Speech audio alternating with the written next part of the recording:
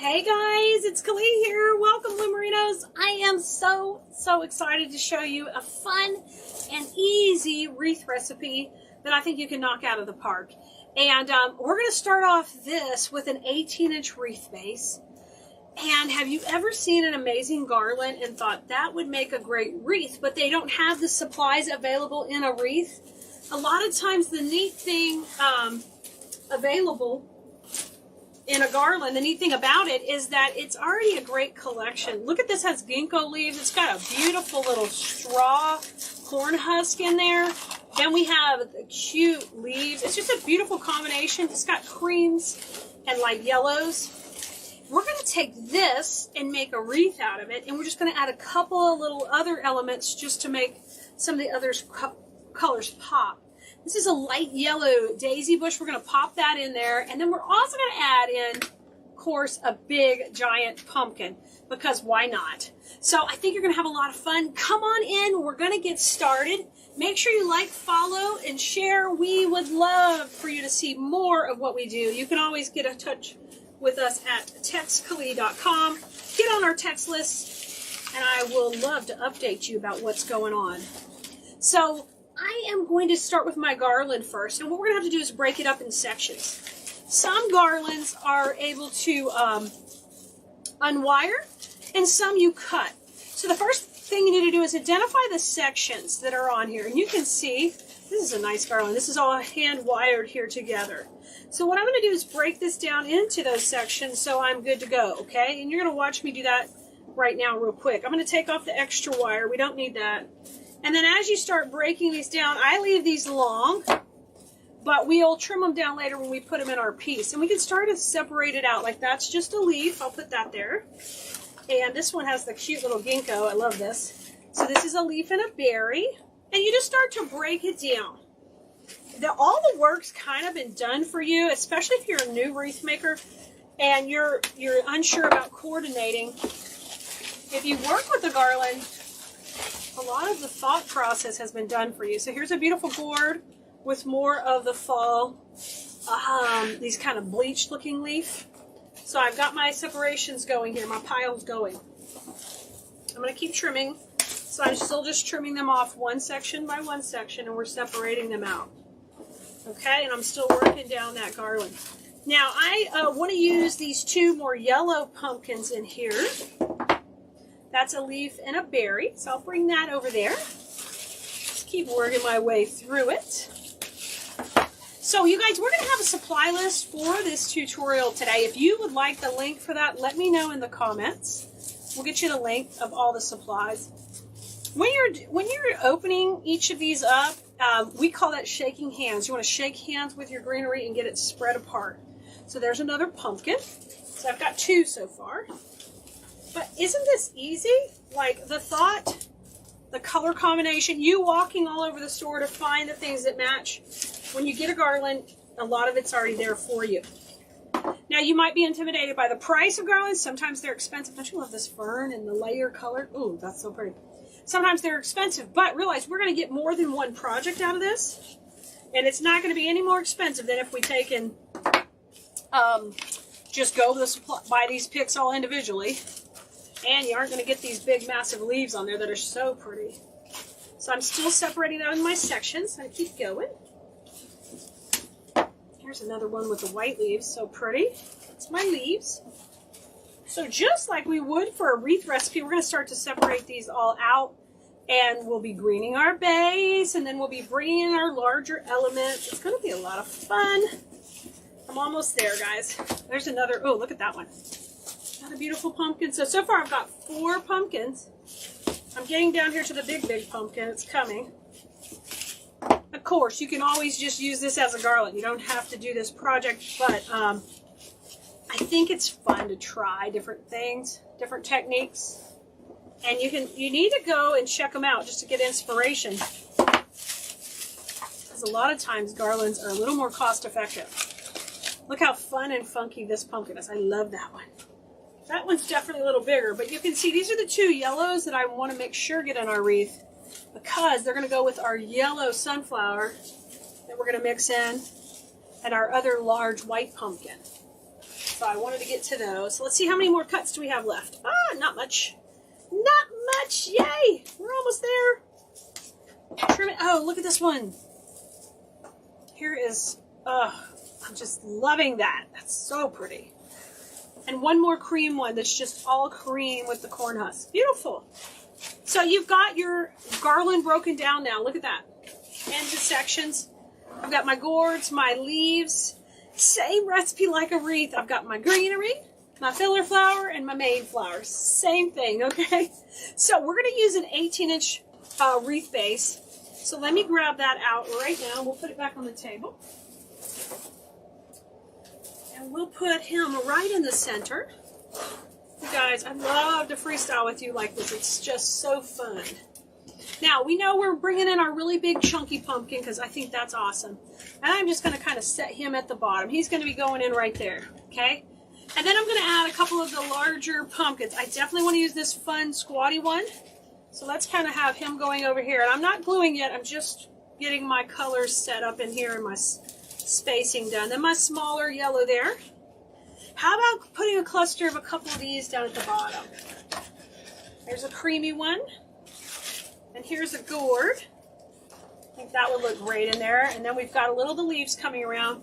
So let me pop this one up here. Now, if you were trying to do this without the garland, this would take a lot more time to design. But boom, you see how quick that went? That was fast. So let's start getting that all put in properly. I'm going to start by gluing these in. Let me bring my glue pot over. And let's get those put in. Into place. All right. I do need a little bit of Spanish moss to cover up any of my glue, so I'll keep that handy here on my work table also. All right. Got a big bucket of it. Let's get started. Okay. So I'm going to get a little glue on this one and just press that in. If your pumpkin's going to cover where the glue is, you're good. You don't need to do anything else. Now, I want to put my big pumpkin in down here. And I want him kind of to come towards the front a little. I like to use Shish Kebab skewers to secure my pumpkins. So I'm going to take this and just give it a little dunk in the glue. And we'll just come in from underneath the vine and push it into that pumpkin. It's a little hard for me to do completely away from my body, but I think we got one in. It's like a teacher writing backwards on the board. This is a learned skill. I'm working on it. I need a few more years of making wreaths backwards to get better and better. Okay, put that in. Okay, and you just want to shake it around. Once you feel like it's stable, you're good. Now we're going to take and trim those dowels off. And you can save these little pieces and try to use them again for other things if you have some smaller pieces that are going in. Now, grab these. We're going to shake hands with those other two pumpkins we were laying in there before. I'm going to get that in the glue. And we'll just press this in. And remember, we're always going into the vine, guys. We're not going through that vine. Straight in. And in design school, I teach you the principles of design as far as placement and why we're putting things, not just how, but why, so you can do it on your own and you feel confident making your own. All right, there's a little bit of glue showing there, so I'm going to take a little small ball of Spanish moss and just hide that right there. Okay, very nice. Now I want to come up here towards the top and get this section squared away. So I've got my pumpkins nice and evenly distributed. And you can see, one of the principles we talk about is triangles in design school. So you can see we've made a triangle shape with these. I'm going to bring this one further down.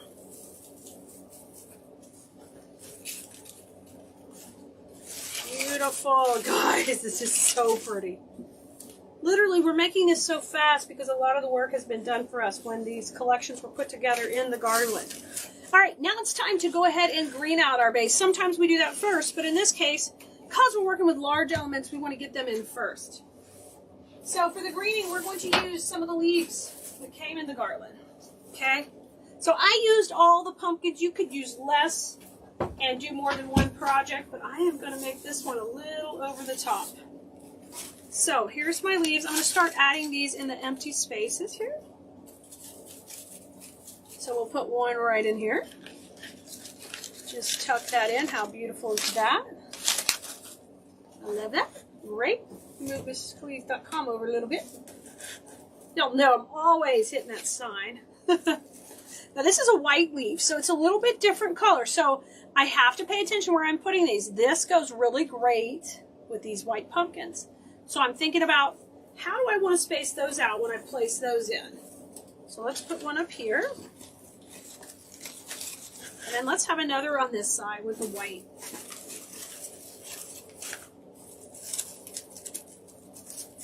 You want to just evenly distribute them and layer them with the browns. I think that looks gorgeous. And I'm gluing and I'm just placing that where it's going in the vine. And I'm making sure it's touching 2 to 3 vines. So it's got a lot of connection points. Isn't this gorgeous? I'm loving it. So, so pretty. Move Mr. Glue Pot over just a little bit. I like that. Cute. Now let's go on this side. We need some more leaves right through the center here. And press that in and bring that down. Kind of overlapping the gourds a little. Then we definitely need some up here to kind of bring our shape up to the top.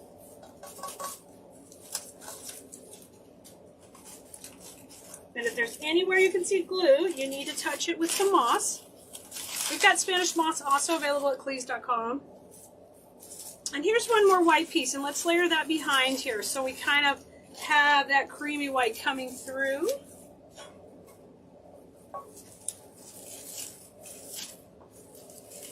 Okay. I need a little bit of moss in here. Beautiful. Now, all of this is wired, so when you have things that are wired, take advantage of that to add the depth and dimension. That's what makes your pieces stand apart, and you can demand more money for the pieces you sell. Look at this. My gosh, I love it. I love it. Now, grab those sunflowers. This is what we're going to pull this yellow through the whole piece. So this bush comes like this, and you don't need to overthink that. It's hand wrapped, which means it's wrapped with paper. So these are super easy to tear. Just tear them right down, and they'll break apart real easy for you. Okay? Then the next step I want to do is clean up all the rough edges. You want to clean them up neatly with some wire cutters. Just trim them up. I might be doing that a little out of camera, but I am just trimming them because when you dip in your glue pot and you get ready to put them, you don't want to be fighting a bunch of paper in your way. Okay, here we go. Let's bring these in. Now, I'm just going to start by placing them first. I'm going to put a few down here, and then we'll come back and glue. How about one here? Isn't that beautiful? One here. Oh my gosh, y'all. This looks so pretty. One here. Isn't that pulling that yellow? Oh, yummy. One up here. Let me get that paper out of there. And one down here. I love it. I love it. Oh my gosh. Okay. I love this. It's so pretty. All right. Let's go ahead and glue all them in. It's so fun when it comes together right before your eyes. Same rules apply. If you see glue, cover, please. If you're a KDS member, you better be covering your glue. I do not want to see globs of glue. I'm going to call you out on it. No, ma'am. No, sir. Yes, we got gentlemen in design school. They're rocking it, too. Can I see any glue down there? I can't tell from here, but I'll put this one in, then I'll double check. Isn't this great, guys? We are rocking this one out. I'm loving it. And the sunflowers work great because they give dimension. So y'all know, if you've been a follower for any time, you know I love twigs. So that's how these are kind of functioning in here right now. Like the pop of a twig, the dimension. All right, let's put this one in. We're almost to the top. Beautiful. And now this one at the very tippy top. This is so gorgeous, guys. Boom a shakalaka. Somebody call the pumpkin doctor. Okay, last touch is our filler flower. We're going to pop this in. And remember, we started this all with a garland, guys. We just dissected a garland. I'm trimming these down real quick. I am just hauling hiney, and I'm trimming these down short. So they just have a couple inches stem. We don't need all that extra stem. These have this beautiful ginkgo leaf in here that is, it's creamy white. Oh, it's so nice. Okay. All trimmed down. Let's do the same thing we did a minute ago. Let's place and then let's come back and glue just so we know. So I'm going to put this one here. These have a little touch of green and you're going to have to watch for that green and make sure you don't clump it all in one area. This is fine because it's going to coordinate and be neutral, but this green we've got to equally distribute. Let's put that one right in the middle. Oh my gosh, coming out of the middle, holy smokes. That looks good. That is yummy. Let's take this one. Okay, and so I'm watching that green leaf. Now I'm going to put one more right here. Beautiful. Now I have a few of the cream leaves, and those will look pretty overlapping on the grapevine. Isn't that beautiful? Let's put one up here. I didn't get to come all the way up here. And then maybe one more coming out of the center just to make that a little more grand in there. Oh, whoa. Are you going to look at garlands a little bit different when you go in this shopping? I think you are. We're going to take a double take. Whether you're shopping at a big box store, you're shopping on our website, cleese.com, don't sell yourself short on the garlands. You might say, oh my gosh, well, it's $60. But look at this. You'd be hard pressed to make this wreath for that price. And I know this wreath isn't, this garland isn't $60 on my website, but I know they can be expensive is what I'm getting at. But you want to utilize them because it just saved us a boatload of time. We've into this wreath for 17 minutes right now. That's fast. That's fast. And I'm sitting here talking and teaching. If you had this all cut and prepped, it would go a lot faster. Look at this. I'm just going to put this one in. Y'all, check out the finished photo on this when we're done. Don't forget, this one will be up on the blog too. You can always go watch the replay in our library. Where's the last one? Is it here? Here it is. So you can learn to do it. If you need to come back and watch, it's right here. You can share this also. That will help it show up on your wall. But look. Y'all, 18 minutes flat. This beauty is done. Let's get a good close look at her. Look at this. Look at this. That's the way I think I'm going to hang it, like that. What do you think? What do you think? Can you make one like this? Let me know. And make sure you guys share with us every week what you're creating. Whether you're in design school or not, we are here to support you all in your journey. And, you know, a lot of people find peace and joy from creating. Maybe they're not necessarily a seller and want to sell their stuff, but they enjoy making and giving their pieces away. But this was fun. So you'll never look at a garland the same way, will you? I know you won't. You guys go have fun with flowers. We'll see you next time. Make sure you like and subscribe, follow, share as much as possible. And we want to spread this joy all over the world about how fun it is to design with artificial flowers, real flowers, any flowers. And you can learn these techniques and tips, and you can get better and better. And when you're ready, we'd love to have you in our class. That's over at cleesdesignschool.com, where we teach you how to make things like this step by step. And we just have a blast. Okay, guys, see you next time, Bloomerinos. Have fun with flowers.